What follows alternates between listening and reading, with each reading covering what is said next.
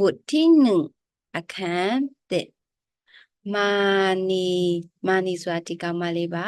မာနီမီတာ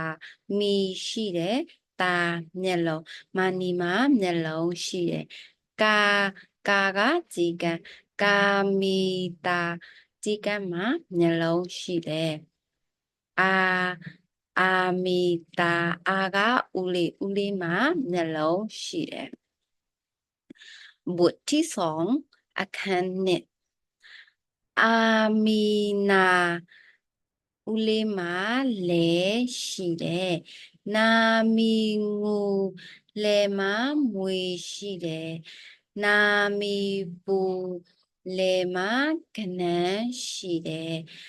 ကာဒူပူကြီးကန်းကကနန်းကိုကြည့်တယ်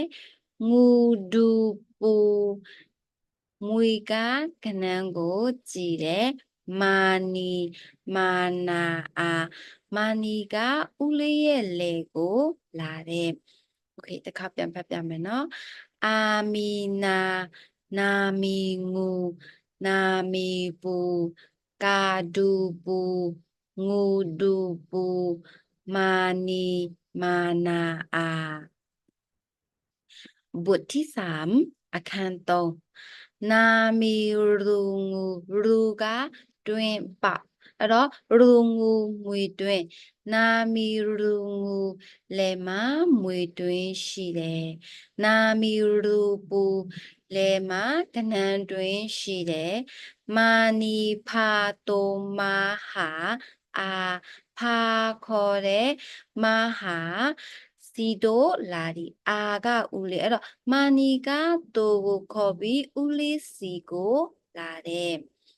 မာနီဖာတိုမာနီကတိုကိုခေါ်တဲ့လေထဲကိုလာတယ်မာနီကတိုခေါ်ပြီးလေကိုလာတယ်မာနီဖာတိုဟာပူမာနီကတိုခေါ်ပြီးကနန်းကို